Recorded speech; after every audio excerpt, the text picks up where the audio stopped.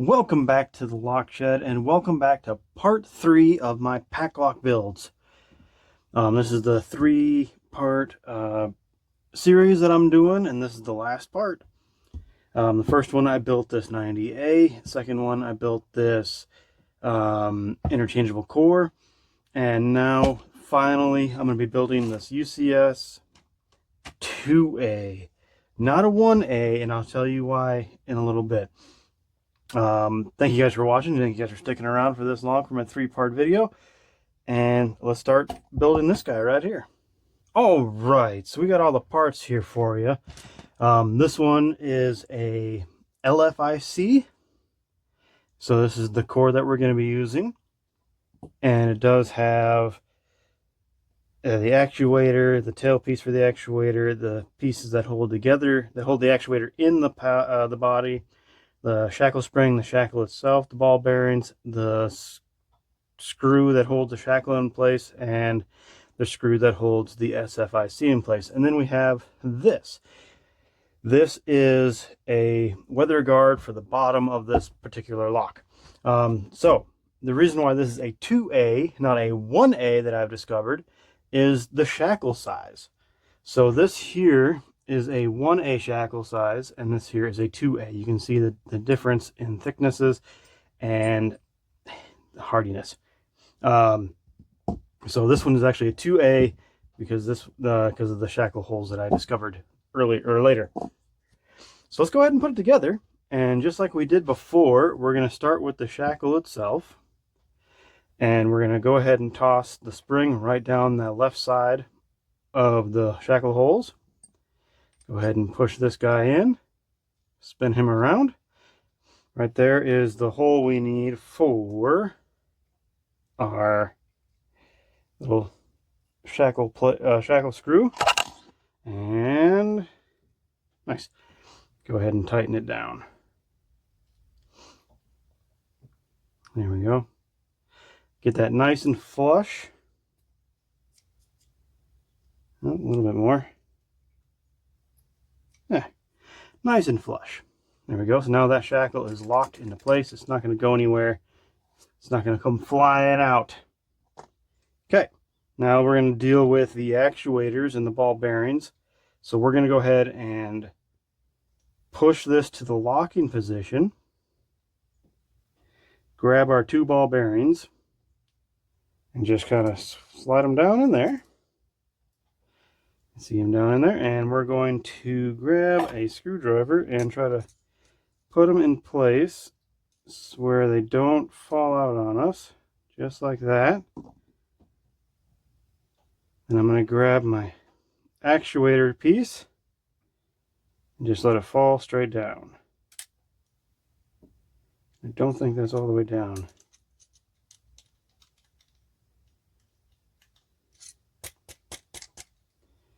There we go.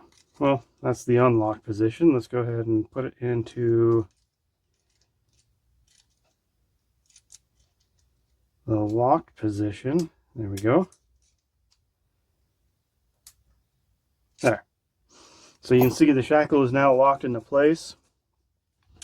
And now we're going to take our tailpiece, and by the looks of this thing, it doesn't matter which way it actually goes in.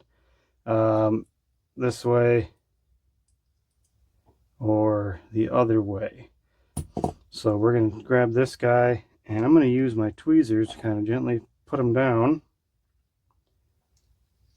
just like that. There we go. Put him in place like so. And then this guy here, I want to make sure I got him spinning the right way, which should be this way, I believe. So going off of that little nub right there, I want it to turn clockwise because it's going to be sitting like this. If you remember, like the last one, this is how your core is going to sit, and you want to turn it clockwise. So you want to make sure that nub is out of the way, like so. And there's a tiny little screw hole down there that you kind of line it up with. And then that's where this little guy comes in. And I need a screwdriver that'll fit that. let's go for this guy. Yeah. Okay, so we're just gonna drop him in there. Get him. Get him in there, lined up. Hopefully.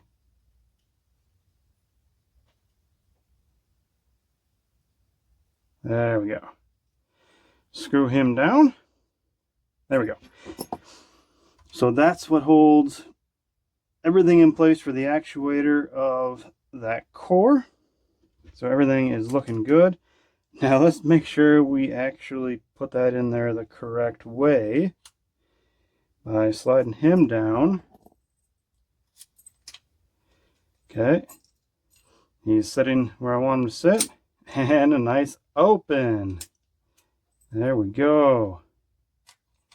Okay. So let's open it up real quick.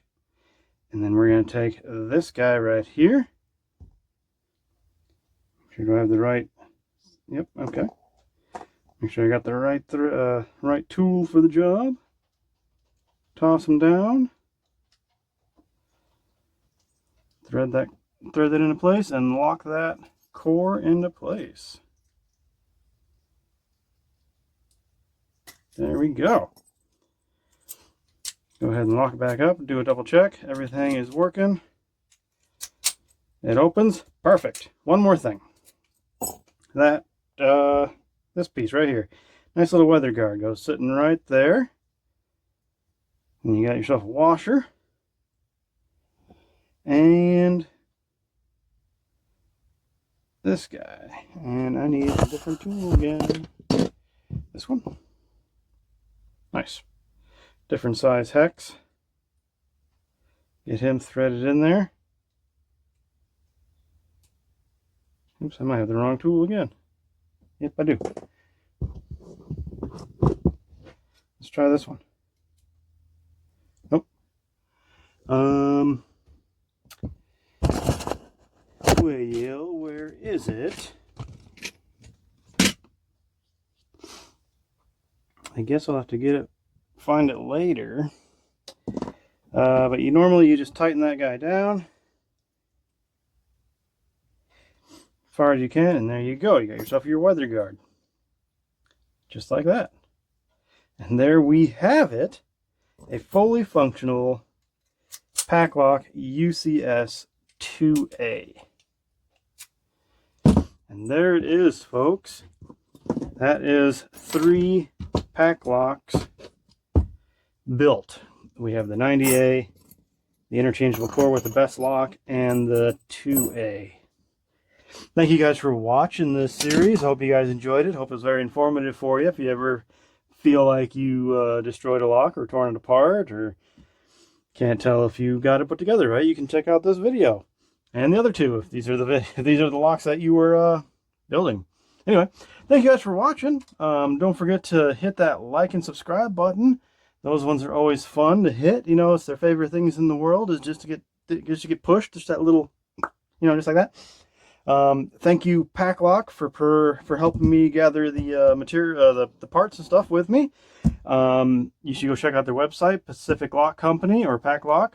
They have all sorts of cool stuff in there. They got all sorts of different types of locks. They got puck locks, all sorts of trailer locks, everything. Very good, secure locks. Again, thank you for watching and happy picking.